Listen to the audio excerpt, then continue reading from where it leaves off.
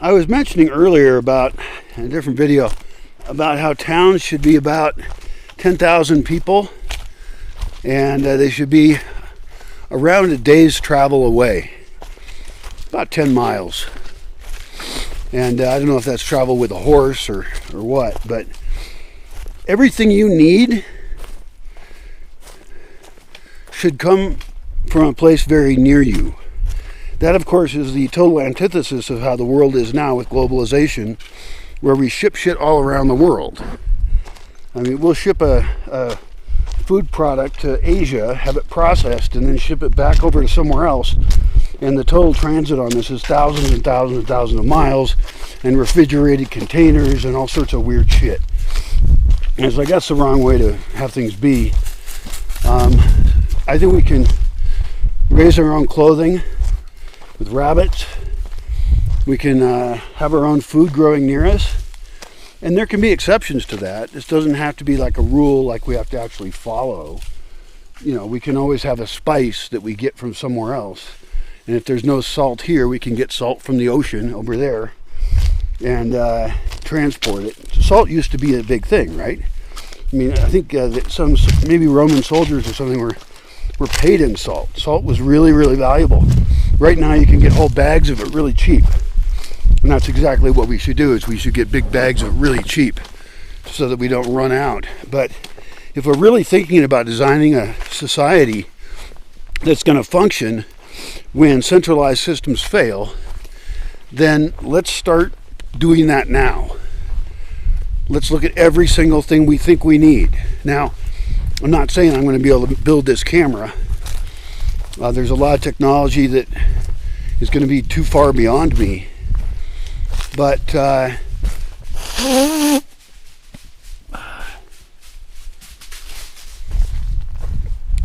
those things won't be as important when we don't have them anyway. You know, when there's no internet. And I don't know. I saw a thing a guy wrote up about a lamp. He bought a lamp that was dimmable with a remote control. And he wrote this big long thing about it. It was pretty funny. And he got the lamp, and it's just he included a picture. It's just a regular looking lamp. And to set it up, it turns out the remote control is his phone, right? And he had to create an account which had to geolocate his lamp. And then he has another account on something else. It turns out the lamp even has a microphone in it. And I don't know why a lamp needs a microphone. The point is, we're making shit that is way too complicated.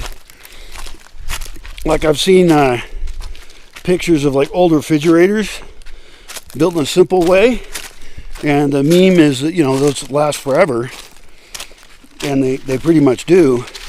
But now we've got all these refrigerators that, you know, they'll be outmoded in 3 years, and it costs more to fix them than it's worth because they're too complicated. This is true of cars too. Cars are too complicated.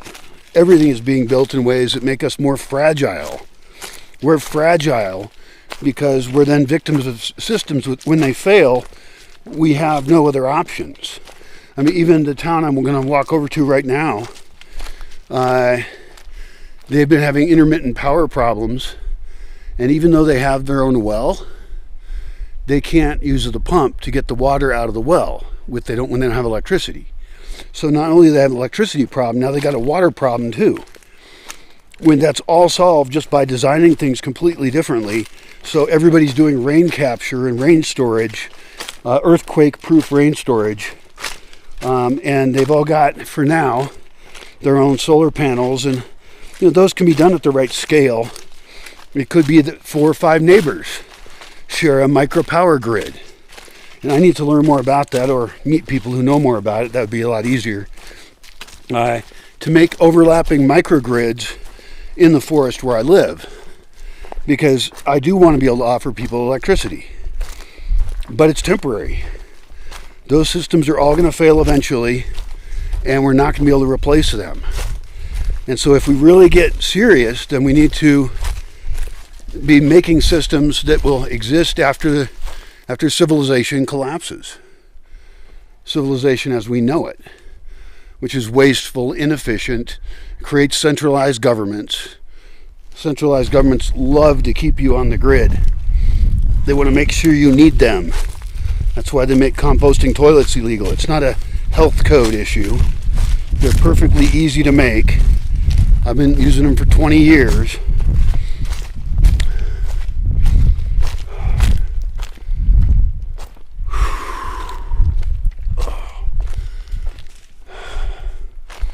Let's take a look at this flower up here. It's a really cool flower. It's one of my favorite flowers that exists. It's an abalan. If you can see that. Abalan flower. It's so cute. See? Because it has these kind of veins in it. It's just really pretty looking. These will grow with no care at all. They become a whole bush. I have some of them. But if I can put those in better microclimates, I would have a bunch more of that flower. So, anyway, time to enter town and then go right back home before my batteries run out and my uploads fail.